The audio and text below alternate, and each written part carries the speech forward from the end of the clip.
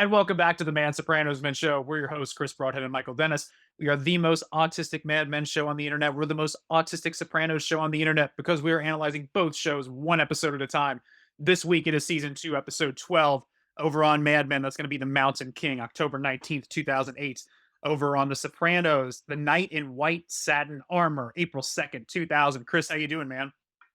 I am good. My mom is visiting me in Barcelona, Spain right now. So, Awesome. Is she going to be making a guest appearance on the show? yes, she'll be playing the role of both Carmela Soprano and Janice. Oh, okay, perfect. I was going to suggest she play the one-legged Russian woman, and then the other one-legged blonde over on.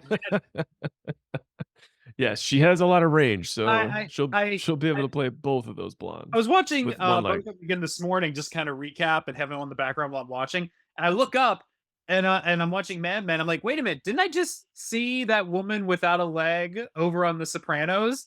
These two look exactly the same, like the hair, the build, the limp. Like I was having weird deja vu going back and forth Yeah. between the two. No, me and Erica, because like Erica is as invested in this as we are at this point. But like she started like, you guys are so stupid and annoying. And now she tries to find more similarities than I do. Yeah. And she's like, hey, both of those like blonde women have limps or no leg or something. Like, what the hell is that about? And I'm like, I was like, I get it kind of comes into play in Sopranos, but like, Yeah. does that play any effect in Mad Men that she can't walk well? No, no. She makes that one comment about having a sister and she has two good legs and how she had like polio Yeah. or something when she was 7. But it's just it seems to be just a random character trait they added to her. Which is so interesting from the point of like Matt Weiner wrote this episode, rewatched Sopranos, and then for some reason gave a blonde character that plays a major role in the series a limp, Yeah, yeah. I wonder. I mean, as we should one get like. does. Should we put the video of them side by side? Is it even the same leg? I would love to, is it the same one? I'm trying to picture them in my head how they're clopping around. It seems to me like they're leaning the same direction. Yeah. No, I'm sure Matt Weiner covered his tracks. He made it the right leg. He's like, I'm gonna put that skinny, blonde, somewhat older woman who plays a major role with a limp, but this one's gonna be a different leg. So no one's gonna catch No. on to me. Jump cut to Yeah. 15 years later when he finds this video and he's like, God damn it. He's literally gonna have to have us killed Yeah. because like as I get more invested in this show and I do even more research than just watch the episodes, like I Google and YouTube research like, hey, has anyone ever thought of doing this? And Yeah. like there's one like random Reddit feed from like 4 years ago, like, hey, you know what? These shows are kind of similar. And besides that, there's fucking nothing. Like Yeah. no one has like done this experiment. No. No. I sent you a clip the other day. Did you get a chance to watch that Red Letter Media thing I sent you? Yeah, I watched, like, the first 10 minutes of it, yeah. Okay, so for everyone who doesn't know out there, we're Red Letter Media fans, going back to the Star Wars prequels analysis. But a few years ago, like in 2011, they did a thing where they watched all the first 3 Transformers movies, but all at the same time. So they had 3 monitors up and running, and they just hit play Mhm. on all 3. And the entire gist of this like 20-minute video is just them going back and forth, going, "These are the exact same movie. Oh look, they're doing the exact same thing at the exact same time within 10 seconds of each other. Did they just take Yeah. that script and swap out names? Yep, it looks like they did. So yeah, that's it. That, I was kind of like you. I was trying to find something similar to what we had done in some capacity, and that was like the closest thing I'd come to it. Yeah, it's making me obviously Matt Weiner's a unique and extreme example because he actually worked on both of these shows, so he had some, right to this. He's like, "Well, I fucking helped come up with the structure. Of course I'm gonna use it again, like, I figured it out on this other show." But it's like, did Tarantino do this to some extent with, like, Kubrick's body of work? Yeah. Did Oh, did ooh. To piggyback on that, I saw a clip the other day where Tarantino was talking about the best trilogy ever, and it being like the Good, the uh Bad, and the Ugly? Because of the Bad Alien dollars, trilogy. Yeah, fistful of dollars. Yeah. yeah. I wonder if we went back and like watched those and compared it to like Kill Bill. Yeah. If that stuff would start to sync up. Yeah. Well, I told you when I was living in LA and I'd go to his movie theater and he would play like absolutely, random schlock movies from usually from the 70s. There's this one movie with Martin Sheen in it from the 70s. Forget the name of it. And the soundtrack is I was like, "What? I fucking know this soundtrack. Where's the soundtrack from?" It is the exact same soundtrack from True Romance. Oh, really? Yeah. Yeah, just pulled it. Yeah. That's hilarious. So I bet Hateful Eight probably follows The Thing pretty closely because he even used the Oh, same score. yeah, yeah. And everybody being like a confined setting, there being an unknown threat like lingering around and an unseen threat. Yeah, Mhm. I bet there's a lot of stuff taken from that. Yeah. And it's really, I don't think it takes anything away from these shows. I think because Matt Weiner had the cadence and the rhythm for these seasons, he was able to focus on other things like minor actors, which I think Sopranos kind of suffers from, Yeah, like yeah, terrible minor actors that, they probably didn't have the time or the budget to focus on because they didn't yeah, have the structure dialed in. yeah. I know what you mean. Yeah. I don't know if you're aware of this, but tomorrow night on HBO, they're showing a new documentary about David Chase.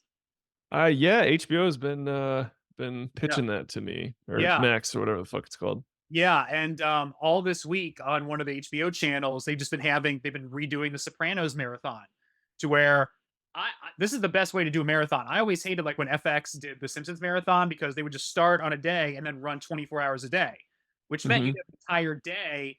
It was season 3, but then season 4 was all night when you'd be asleep, Mm. Mhm. you know? But with how they're doing the Sopranos marathon is they just start every season at 10 a.m. in the morning and then it runs till 11 o'clock at night. So it just carries you throughout the entire business day. And Yeah. I have one client where I usually go to the office and make an appearance like on Wednesdays and Thursdays, at least for a couple hours. Sometimes I'll put in a full day just to focus. Yep. But with this being the week after Labor Day and some people not being there, and the Sopranos marathon was going on, I did not go in Wednesday or Thursday. I just chose to stay home and work remote. I posted up on the couch and I had like all my stuff around me while I just had on. So I've been watching more Sopranos than I normally watch. And Yeah. even last night, I got the kids to bed, and we're finally done. It's 9 o'clock. It was a little bit late, but I'm like, oh, football's on the kickoff of the football season. I have money on this game. I should go watch it. No, no, no, no, no. Long term parking is on right now. I am not going to football. I'm finishing long term parking. And then I'm sitting there, long term parking ends, and then it's the finale, and I'm like, oh yeah, yeah. All due respect is just as good as long term parking. I'll just wait on football. So I didn't get the football game I'll till the just second half. I'll just watch the highlights on YouTube tomorrow. Yeah, yeah, but I'm gonna stick with this. There's no way I'm turning the channel.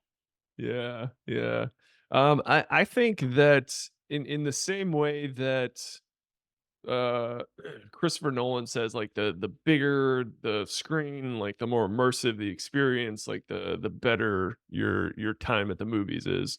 Yeah, And I think there's an equal case to be made for the small screen. It's just longer time that you get to yeah, spend in there. Like I think both of those experiences have a almost like VR effect, like transportive effect. yeah, Like I feel like like going back and revisiting these episodes, it's like watching home movies or something. I'm like, oh, I remember mhm, when Tony laughed about Janice killing Richie. yeah. It's just Oh, one of my the favorite Dolly moments. laugh that day.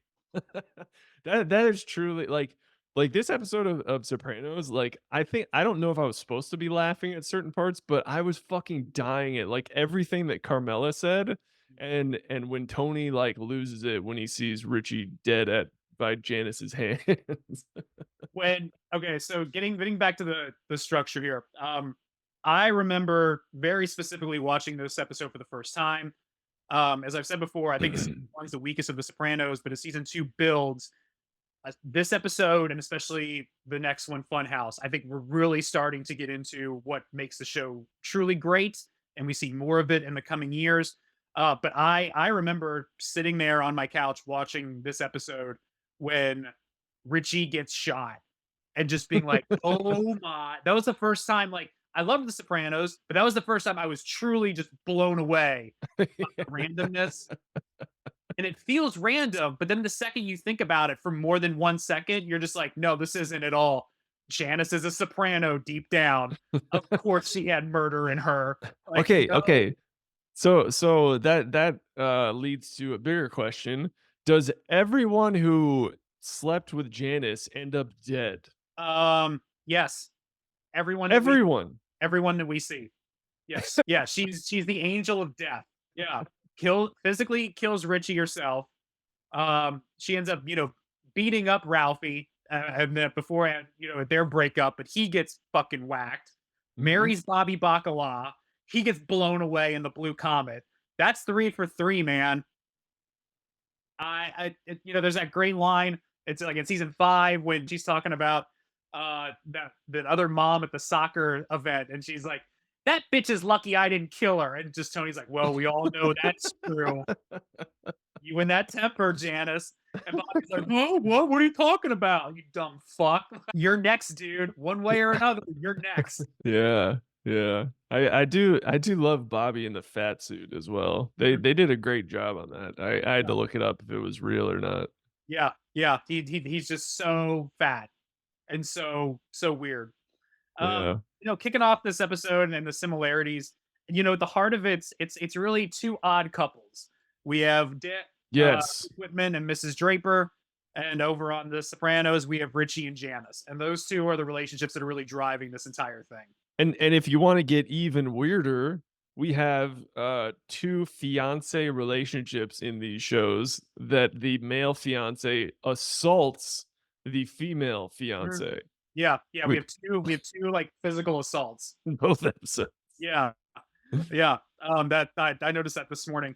Um, I was surprised, in the back of my head when I was thinking of what was going to be in this episode. I was like, oh, it's going to be about like, can you sell it? Like Richie selling the murder of Tony and Duck. But we don't see Duck at all in this episode. He doesn't have to sell anything. It's done.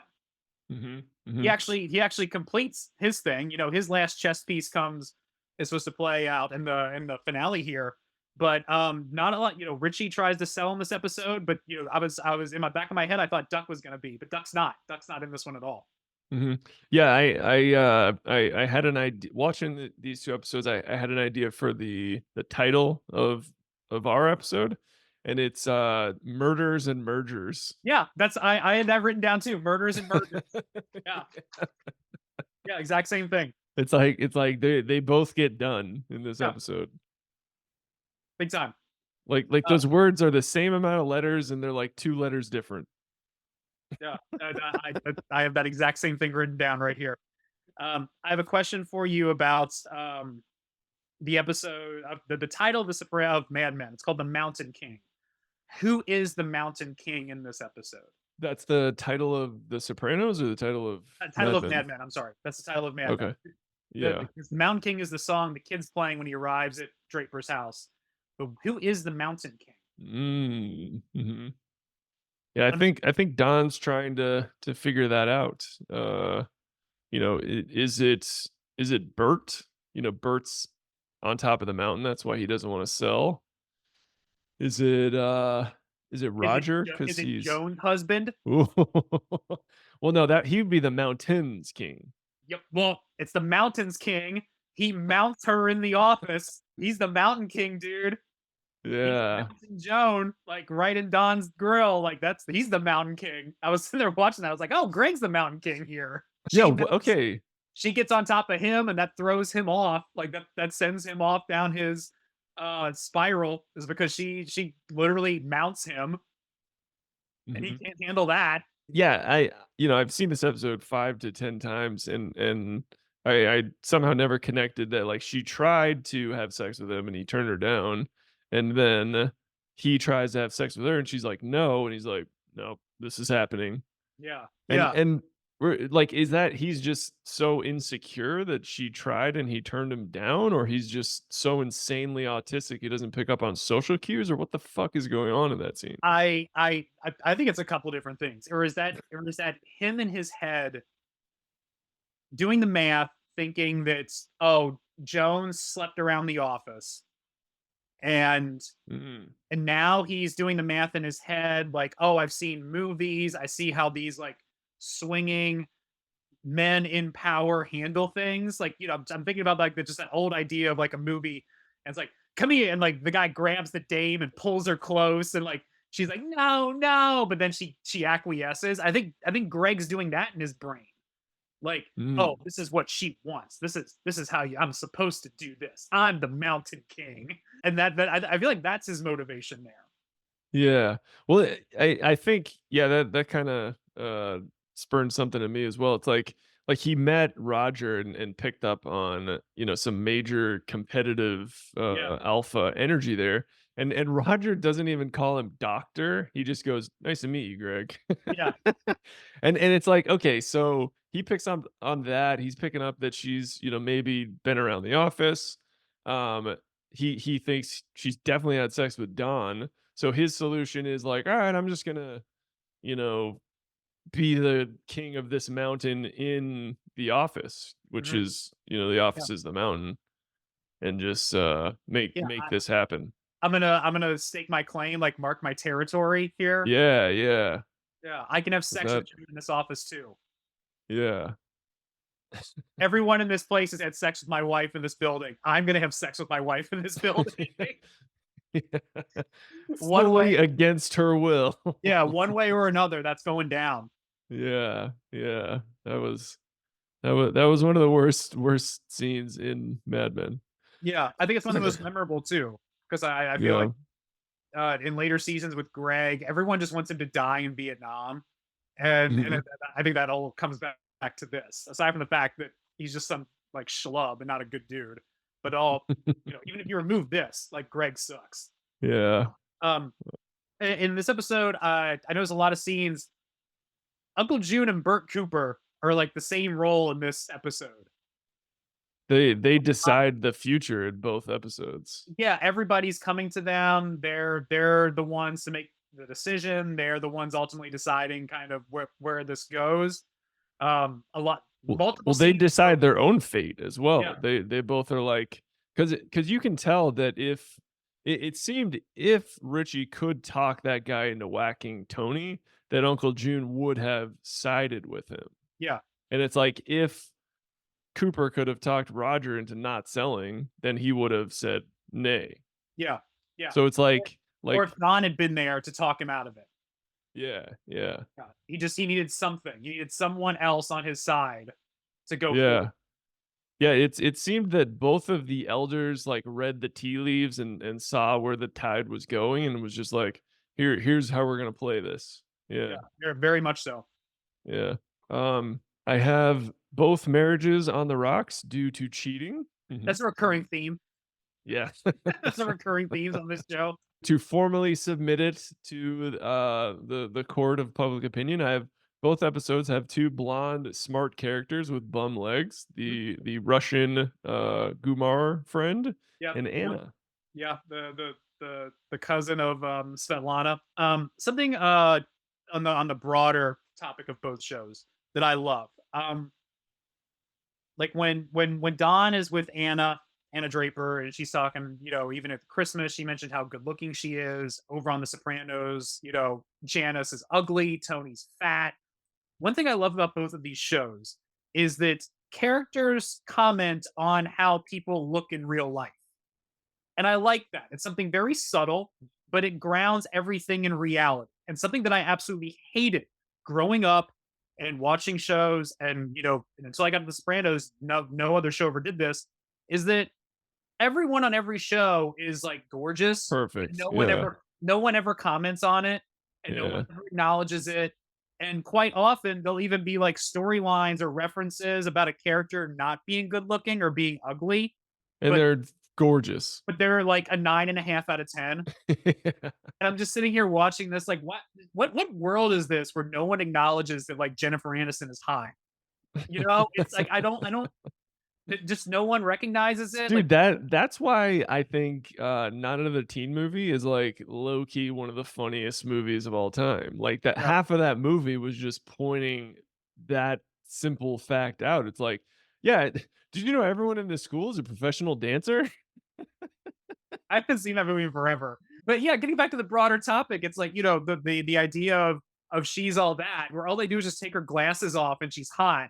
Like I don't know, my wife wears glasses. I could tell Sh she was pretty. Show them your beautiful Yeah, show eyes. them your beautiful eyes. Like I didn't need you to take off your glasses to like to figure it out. I just never understood that. I and it was something that I hated growing up. I hated it all those shows. Everybody's good looking, but nobody Mhm. comments on it. Nobody acknowledges it, and we just go about our business. It's like okay, all right. Like I don't get it. Yeah. And you know, I think I do appreciate that both of these shows do that. But I still think even when they go Don, like damn, Don is like a handsome motherfucker. He is still too handsome to be, To be you know, John Travolta. this Yeah, there's no human on earth like that's the beauty of cinema. It's essentially all, you know, Cyrano de Bergerac. It's this beautiful face with words written by a bridge troll. yeah, yeah. Um, Like so to piggyback on that, we're watching the finale of season 5 last night. It ends with Tony running through the woods to get away from the feds and getting home. And of course, the last scene is him coming up through the woods in the backyard. So you get the visual connection of the bear that shows up in season 5, and Tony's really the bear, and that was symbolic of him. And Jenny made some comment where she was like, I don't understand, why didn't Tony, the cops weren't looking for him. Why didn't he just walk down the streets to get home? Why did he come up through the woods?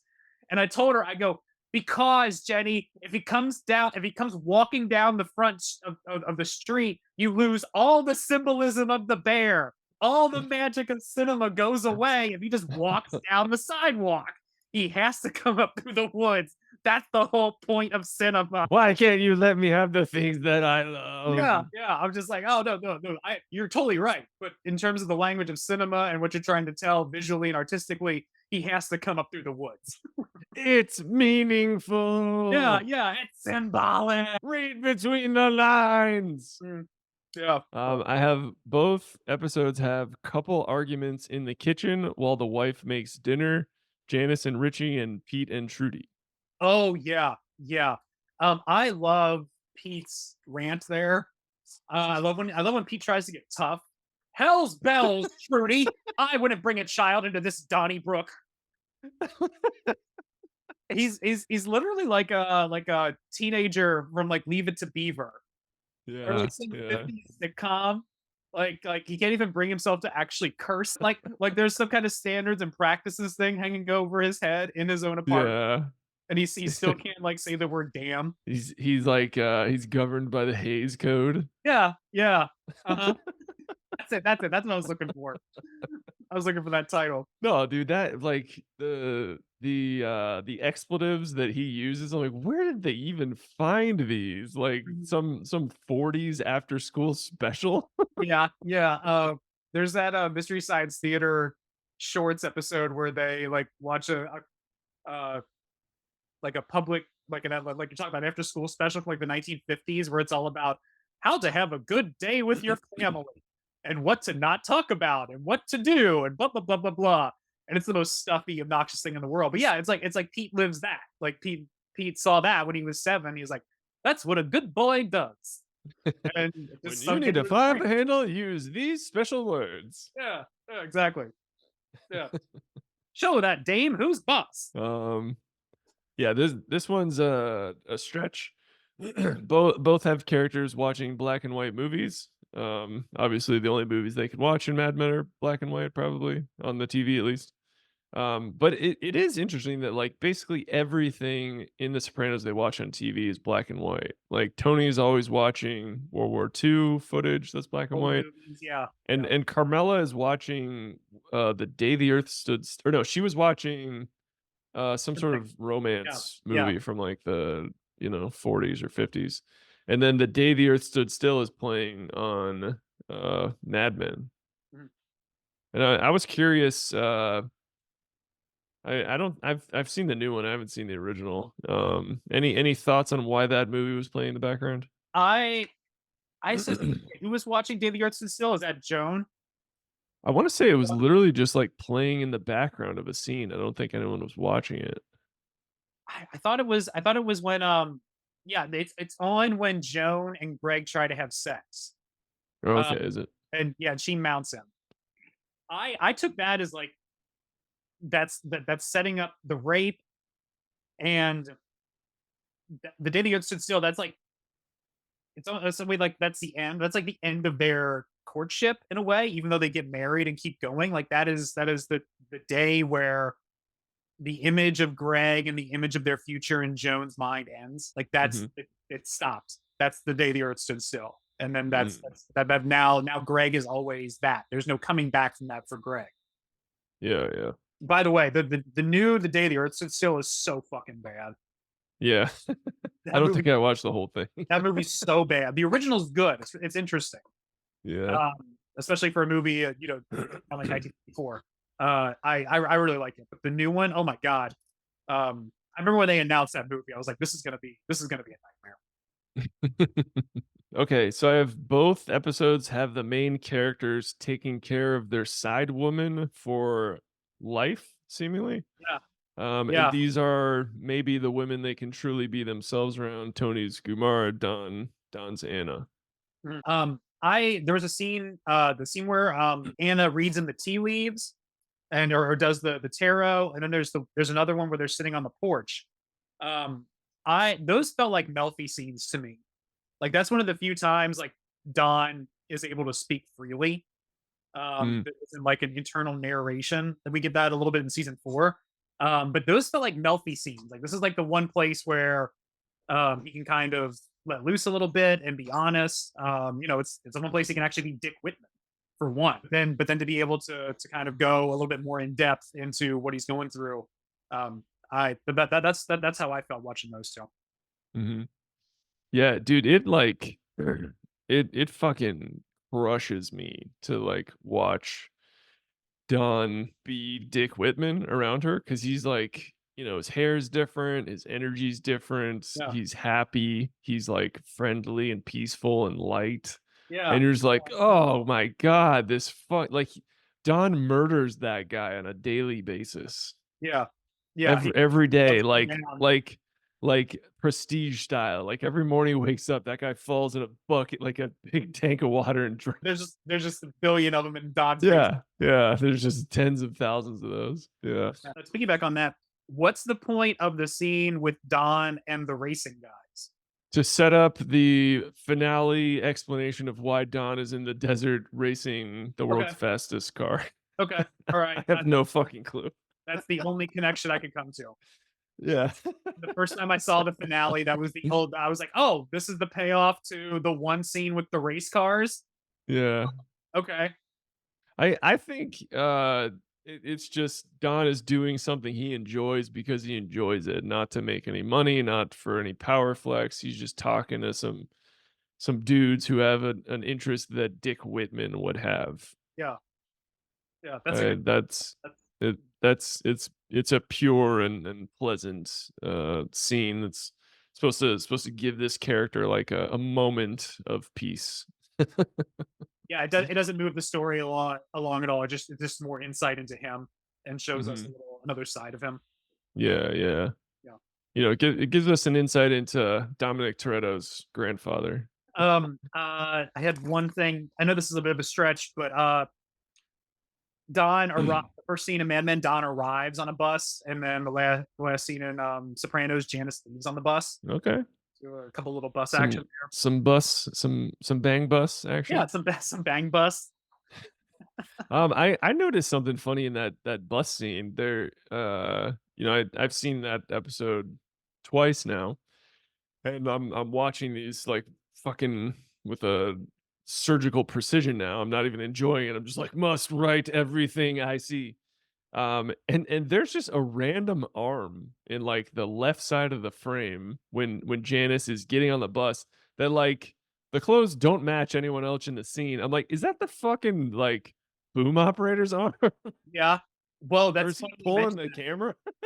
Dude, that's funny you mentioned that and then that exact thing. Because in the scene where Richie gets shot, okay, when he leans back and actually gets popped and falls backwards, you can see the hand of like a guy sitting under the table on holding on to the bottom of the chair as he leans back. Eh? You can see the guy sitting under it holding it. The hand makes it into the shot. Oh wow. It's semi-infamous in, like, Sopranos lore, where people, like, Yeah. talk online, it's like, "Oh, yeah, but who the fuck's the guy underneath the table holding Richie's chair?" The hand of After God. the whip goes off, and he's like this, and somebody's holding on to that chair right there. Yeah. Yeah. There's some I sure hope someone got fired over that.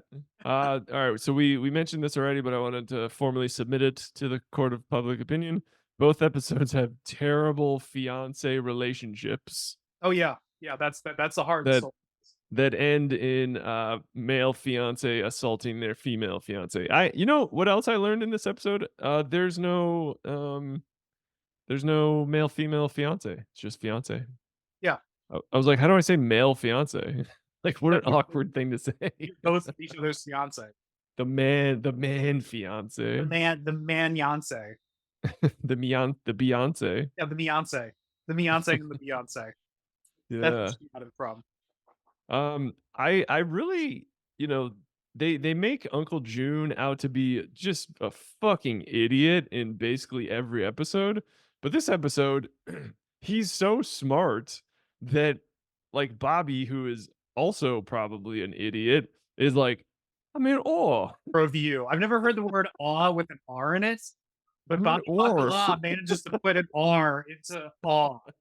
I'm in awe. of you. Yeah, yeah, yeah. It's like he's got Yeah. Mike Castle stuffed in his mouth when he says that. It just doesn't sound right. And it seems, in this particular episode, Uncle June and Bert are kind of playing the same role, and it's like we are given a glimpse into their both of their staying power and ability to survive. Like they're both. I mean, it doesn't seem like Bert makes many mistakes. Seems like June does stupid shit almost every day, Yeah, but they've both made it this far because at the end of the day they do the right thing. They do the smart yeah, thing, it seems. yeah. This speaking back on that reminds me, like in season three, um, when we have the whole back and forth with Conrad Hilton, and they want Don to sign the contract. When Cooper goes in and delivers that line about, we've carried you along and now it's time to sign the contract and everything, and really puts Don in his place. Like that's the first time you really see how good Burt Cooper is, and how like you said, Hmm. his compass, where his compass points north and his ability to survive. You see glimpses of that here, but in that episode in season three, you see that he's a real killer.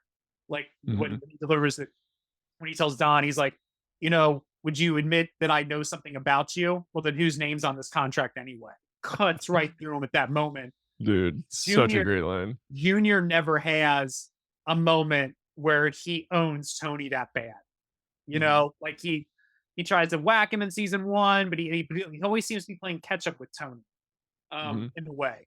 But in that scene, you really see what what Burt Cooper is and what he's capable of. Hmm. All right, I got a question for you. So at the end of season one, Uncle June tries to and fails at whacking Tony, and it nearly costs him his life, and he, goes to almost goes to federal prison. And then in this season, he reads Richie as weak, and he can't sell anything, so that gives him pause for aligning with him.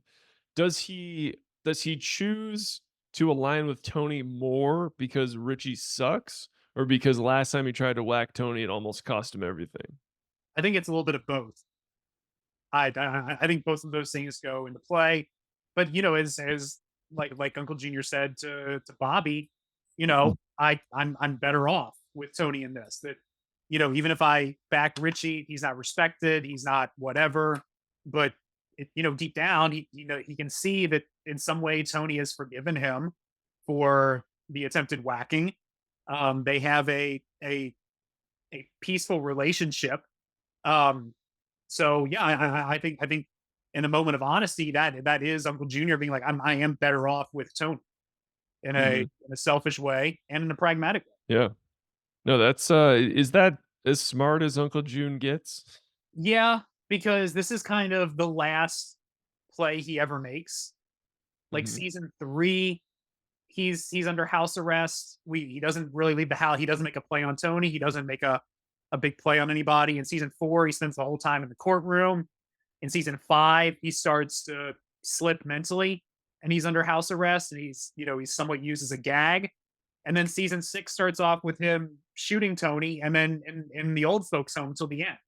So this is the Mhm. last move he makes. This is the last like time he has any juice. And true to his character, he is still alive today. Yeah, I He's I, like, I would have thought uh, Uncle June will make it to the end of this show. The first time I watched season 1, but then he survives. He beats our protagonist.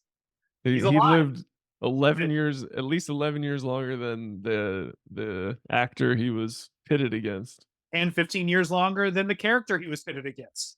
Yeah. Yeah. Okay, to formally submit to the court, both episodes have the two big M's happen: murder and merger, which That's are two the same amount of letters and two letters different, or one letter different. No, two letters different. uh, yeah, but it's like the same. Yeah, 2 letters. Yeah, 2. Murder, merger. Okay, dude, I got a weird one. Okay, so in the beginning, um, Tony's Gumar gets boots as a gift from Tony, and then at the end of Mad Men, Sally gets boots as a gift, Ooh. and both of Ooh, those that's characters good. are children. That's good. That's real good. Like Yeah, they're what? giving What? yeah, really good and catch, really good and catch. and one is cowboy print, and the other is for horseback riding. Yeah, yeah, it's for the same thing. Yeah. It's in that same environment. I'm Dude, trying I to feel like there's certain things we find that Matt Weiner's like, "Of course I fucking stole that. That's fucking gold. Why wouldn't I steal that?" And then other things he's like, "Fuck, I didn't realize I did that." yeah, I know, yeah, yeah. Yeah, it'd be like sitting here and shooting him full of sodium pentothal and be like, "Oh, yeah, I did that." And then he'd be like, "Did my brain just absorb that? I didn't It's even like, know I did how it?" the Like fuck did that make it in the show? or he'd be like, "I didn't even recommend that idea. That was blah, blah, blah. Did they Yeah, do yeah. it? Like, what the fuck?" Dude, we can't end this show without getting him on at least one episode. Yeah, I know, right? Yeah. Like, we love you. We're sorry. We're not trying to We're not trying turn to you tear you down. out, but that's not why we're here. No, this is the We love testament to you cracking the matrix, to cracking the code. Yeah, yeah, I sent, to our listeners out there, I sent Michael a text over the weekend, and I was like, "Yo, I'm starting to feel kinda bad because we're finding all these, like, eerie similarities," and some are like that episode of Simpsons when Bart gets Krusty, convicted of tax fraud. Yeah, yeah, yeah. It's like, oh, you boys destroyed the legacy of Matt Weiner and The Sopranos. You should be proud. Well, not me. I personally love Matt Weiner and The Sopranos, but I guess you can enjoy it. So, yes, we love you, Matt Weiner. Absolutely. Um, no, I was trying to find something in my head, comparing like Sally and the young little and Tony's girl, but then also like the whole thing with Carmela Dude, and Carmela is so funny in this episode, but yeah, continue, sorry. no, she has that great line at the end, like I may go kill myself if I don't get what I want. That's great. That's just a blow to Tony that there's no coming back from. The dude, her response to Janice being like, "Oh, we do like gunplay." He takes the clip out sometimes, and Well, she's like, Jesus, I hope so. "Really?" And then like her line is she's it's supposed to be like a serious line. Um, I wrote it down. She goes, when Tony is like talking to his Gumar on the phone. Hold on, where is it? She goes, "You're putting me in the position to feel badly for a horror." Who fucks you? Yeah, yeah. That's we were watching something the other day, and that was applicable. I'm trying to remember what it was. But I remember yelling to Jenny. She was watching something, and I was like, "You want me to feel bad for some boy who fucks you?" I was like, "This Like is Soprano's storyline." like she said that line so good that I'm like, Carmela is the Roger of Sopranos.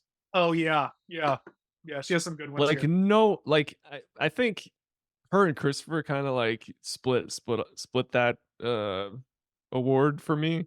Mhm. Like Christopher in that John Favreau episode, he's like, "You stupid bitch, you stupid Yeah, fucking bitch." Yeah, the way he says that is yeah. It's like how amazing. Palpy says the word whore in season like 3 and 4, and it's like Yeah, um, it's almost as good as Danny DeVito saying it. she was a whore. Whore, WHOORRE. Whore. Whore. You have like a stroke mid Yeah, say. You're like, yeah. whore. Whore. Yeah. I have both episodes end with the protagonist unshaven. I had it with both of them just kind of alone and reflecting and just kind of they're kind of wallowing in their own stewing in their own juices.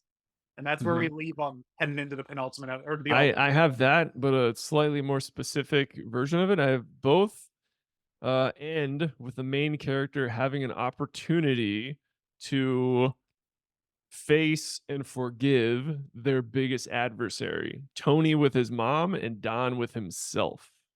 Yeah. Oh, that's really good. Yeah. Yeah.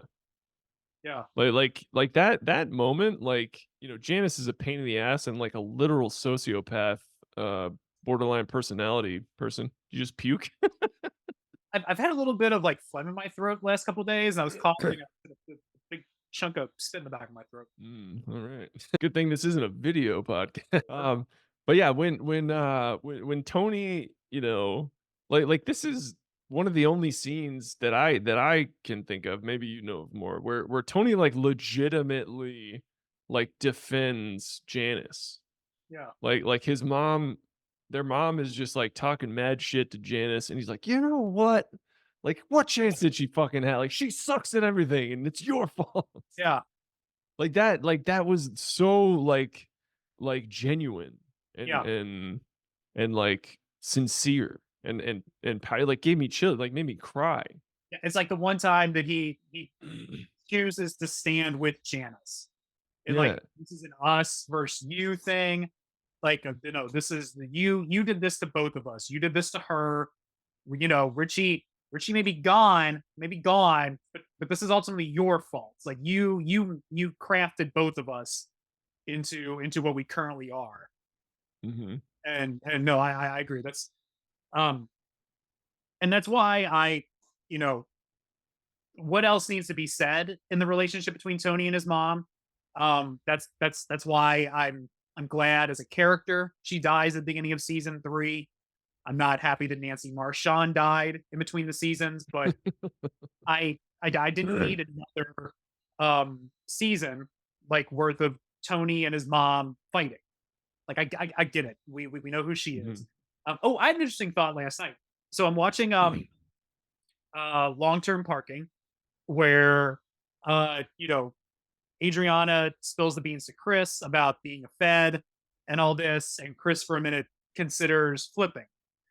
What if the final season of The Sopranos was Chris flip? So there's a courtroom drama with Tony, like the last season and a half. And on the other side of that, it's Chris's story where he tries to get his memoirs turned into a movie. And that's the storyline. So there's two so that like the last season would be courtroom drama with Chris and Tony, and then Chris goes to Hollywood and tries to make his movie because we already kind of get that with the movie. But but Mhm. then but then we fracture the entire like mob world and actually put them in a courtroom drama.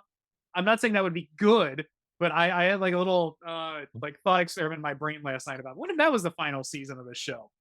Yeah. A court like yeah, that could be cool. Me and Erica just watched that Jake Gyllenhaal courtroom presumed innocent or something, and it was more than adequate. I enjoyed it and was engaged. I was I able to sit through it and I liked I it. don't I don't think I'll Like, have a thought about it in the next 30 years. no, no, Um, no. But once again, like you, like I was able to sit there and watch it with my wife and not hate it. That is a yeah, victory beyond truly, content. truly. That is what David E. Kelly aims for with all of Yeah, his work. yeah.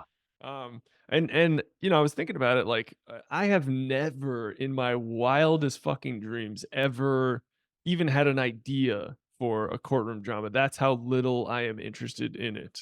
Yeah, me too. And it's like you can do some crazy shit and it can be very engaging, but I think the ceiling is very low on how good a courtroom drama can be. The greatest one is like a 7. Yeah, yeah. The greatest one, like in the top of your head, is like what? It's A Few Good Men. Yeah. It's The Verdict with Paul Newman. Like when I think of a courtroom drama, like in my brain, I'm thinking of Perry Mason from like the 1950s. I'm thinking of Law and Order, and I'm just thinking of content that doesn't matter. And like you said, there's that ceiling like in the courtroom. I'll tell you what my favorite courtroom drama ever is. It's The People versus O.J. Simpson, the one on FX from a few years ago. That was the best one because it was just so grand. It was just so like over the top. You had Travolta as Shapiro as like a lawyer and everything. Like that was I thought that was great. And I've Yeah. thought a lot about that, but I've thought about it in the sense that, oh, that was fun. It touched on a lot of things I knew. And not that it was particularly like memorable or Yeah.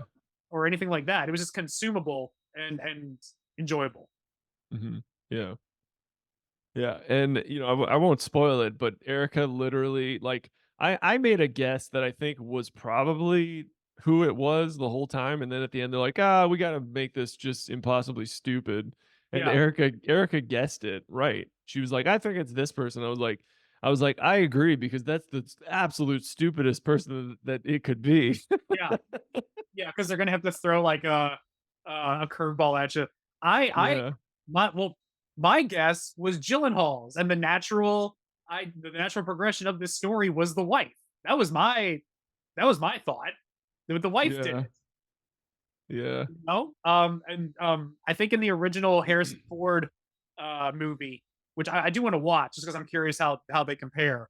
Because I think Harrison Ford is Gyllenhaal's character, and then Brian Dennehy is his lawyer. So that sounds fun. And Brian Dennehy's heart attack wasn't written into the script. No, no, yeah, yeah, yeah, that was real. Um, but yeah, Does he have a I heart attack in every movie? He had a heart attack in Tommy Boy. yeah, yeah, but he's just the guy that has heart. Does he have a heart attack in Rambo: First Blood? We should go Probably. back, we should go back and check that. Character actors. Who gives a fuck if we're fat? I love Brian Dennehy. So Um, we go watch that this week and see how it is. yeah. Yeah. So I mean, from a structure perspective, both of these 12th episodes have the big thing happen in them. Yeah. And it feels like the season finale, and I'm like, what the fuck happens next? Yeah. Yeah. They both could have ended here. Yeah. There's Well, still one more to go. why do you think that they do that from a structure perspective? Why peak in the 12th episode? I think in a way I could argue that they don't peak. I can Mm, argue that they don't because you But still like the big thing happens, like the antagonist is defeated or succeeds, right? it's not it normally yes, but I would argue there are two antagonists in both. So Mm, in we still have Pussy to go in Funhouse. That's that I could argue that's bigger in Tony's life than killing Richie. mm. We still have that to go. And then over on Mad Men, we still have Duck to be dealt with. So we still have those two storylines. And so, yeah, you could Mhm, end both the seasons where this episode and carry those storylines into season three, but we're both not done for either one. mhm. There's still one more to go. Yeah, true, true. I do really enjoy like this side of, you know, informant life. Like they say Stockholm syndrome, and you're like, holy fuck, like I never considered that. Like, he thinks we're friends. He brought me some booze. Yeah. And I love that Tony every year for the Fed's birthday sends him like a big platter and balloon. Yeah, just to stick it to him. Yeah. Yeah, yeah. We get a little another moment with that in the finale here. Any last items? Yeah, both these episodes fucking masterworks. Yeah. Yeah, I really I great. enjoyed. I was glued to every fucking frame. Yeah. Yeah, really, really great stuff. This is, Yeah. like I said, this is really the blossoming of the Sopranos to me, the later half of season 2. And I can't wait for Funhouse. I love how both of these seasons end. I think they're A plus. Absolutely. All right, man. Well, murders and mergers, man. It's just, dude, it's just a coincidence. They're like, what are we doing here? Thin blondes with the bum leg. It's just a coincidence. That happened, dude. You could put any two shows together, you'd find thin blondes with bum legs. I mean, think about how many blonde crippled women there are on The Simpsons, or It's Always Sunny. Like, it's just it's such a played out trope. Everyone's got one these days. Yeah, come on. Yeah, Everyone loves gimpy blondes. that'll be the title of next week's episode. Gimpy blondes. Gimpy blondes. Yeah. All right. So thanks so much for tuning in, Chris. I'll see you next week for the finale. All right. Look forward to it. Good job by you. Tell your mom I said hi. I will.